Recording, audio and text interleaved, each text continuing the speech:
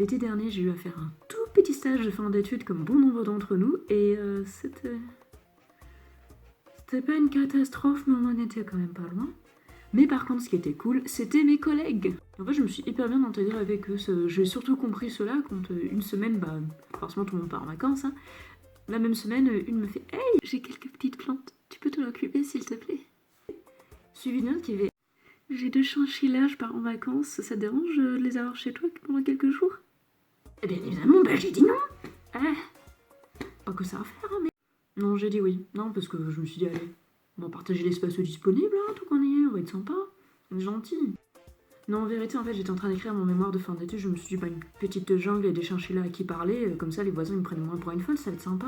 Et du coup, en début de semaine, les plantes sont arrivées, et je pensais qu'il y en avait genre 2-3, je savais que leur propriétaire, elle habitait pas dans un appartement hyper grand, donc je me suis dit, bon, il y aura 4 trucs de persil et un basilic.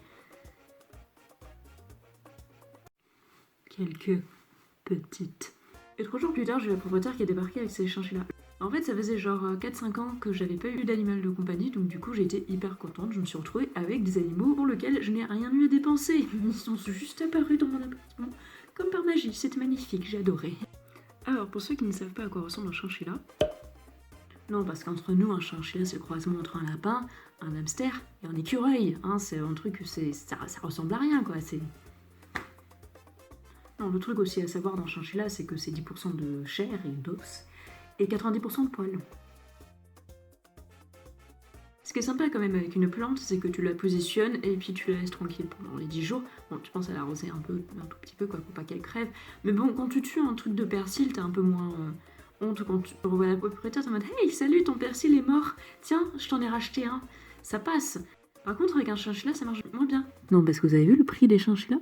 C'est 600 € la bête. Un truc bien produit, hein. Je suis sûre que sur le bon coin, tu trouves des petites là à genre 50 €, un truc grand, quoi. Tu le gardes 3 jours, c'est sympa, ça fait un petit souvenir. Une fois que tu sais le prix que c'est, tu te dis bon, on va peut-être essayer de les garder en vie quand même, ça peut être sympa, la propriétaire aussi, ça va lui faire plaisir, on va faire un petit effort. Mais le discours de la propriétaire, c'était pas hyper motivant. Oui, parce que si c'est trop froid, ça meurt. Si c'est trop chaud, ça meurt. Et si ça devient mouillé à cause de son poil, ça meurt. Et puis s'il mange humide, ça meurt. Et puis s'il s'échappe, ça meurt. Ouais, c'est un peu sensible, ouais. Un peu sensible. Ah non, du coup, j'ai pas du tout paniqué. C'est pas mon genre, ça. Bon, spoiler alert, j'ai pas eu à repayer de chinchilla, ils ont survécu. Faut aussi savoir que le chinchilla, c'est quand même l'animal le plus mal évolué de toute la planète. Il y a rien de pire qu'un chinchilla au niveau de la survie. Il y a une raison à cela. Ça s'appelle la domestication. Donc l'homme a pris un truc certes très mignon, mais déjà niveau survie c'était pas top. Et en plus elle croisait avec les éléments les plus faibles de la population qui devaient être également les plus mignons. Du coup on se retrouve avec un animal qui dans plein de situations ne survit pas. Je rappelle ce qu'a dit la propriétaire en me les passant. Si c'est trop chaud, ça meurt. Alors niveau froid ça allait, je vous rappelle que c'était l'été 2019, là où il y avait une petite canicule et que j'étais dans les points les plus chauds de la France. Non, c'était pas le sud, cette année-là, c'était la région Grand Est. Même quand je fuis le sud, il fait chaud. Bref. Donc du coup, il n'y avait pas de problème avec le froid. Par contre, le chaud, c'était un peu un problème parce que même si ça vient dans le désert, ces animaux ne supportent pas la chaleur. Comment ils ont fait? Donc du coup, j'étais obligée d'avoir des blocs de glace dans mon congélateur qu'ensuite, tous les matins, j'en sortais un, je l'enveloppais dans son petit torchon et je le mettais dans la cage. Le torchon, parce que c'est, je rappelle, des rongeurs, sinon ils mangent le plastique et le produit qui est à l'intérieur des blocs de glace est toxique.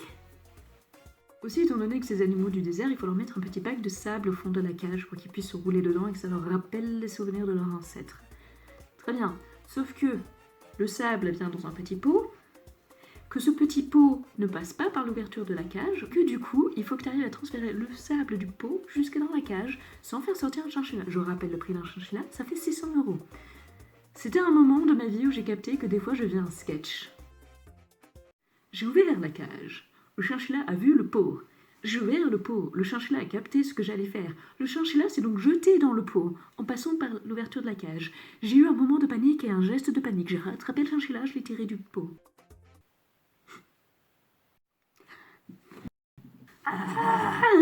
Après ça, j'ai appris la vitesse. Ouais, j'ai appris à viser. Ça va, j'ai presque pas eu trop de soucis. Et puis s'il mange humide, ça meurt. c'est que du coup ils ne peuvent manger que des trucs secs, donc du coup c'est pas hyper varié comme alimentation, c'est du foin et du granulé, avec un petit surplus de friandises, qui sont aussi secs, du coup c'est des fruits séchés. Donc la banane séchée, la pomme séchée, l'alimentation que je n'aimerais pas avoir. Je sais aussi que la route vers le cœur de l'animal, c'est via l'estomac. J'ai donc décidé de leur donner quelques petites friandises. Ah oui, parce que la propriétaire m'a donné un saladier de pommes et de bananes séchées. Je me dis, on va tous les goûter, ce petit chinchilla, j'ai envie qu'ils m'adorent, ils vont m'adorer.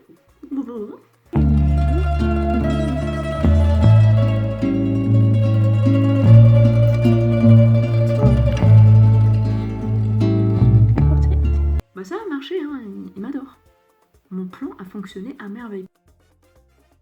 Par contre, il y avait un petit contre-coup de ça, c'est que du coup, ils ont grossi. Et à un moment, la propriétaire donc, est partie en vacances 2 fois avec 2-3 jours d'interruption. Donc du coup, j'ai fait une petite soirée chez moi. Et du coup, on a pu avoir cette petite conversation-ci. Ils ont grossi là, non? Non, je ne vois pas de quoi tu parles, non. Conclusion, j'adore les chinchillas. Ça sert pas à grand chose, mais c'est mignon tout plein et que tu peux te faire plein de délires avec. Et du coup, j'essaye d'avoir un animal de compagnie. Le chômage et mes parents m'ont dit non. Du coup, actuellement, c'est ma seule motivation pour trouver un travail et m'installer quelque part tout seul, c'est de pouvoir avoir un animal de compagnie. Oh, oh, oh.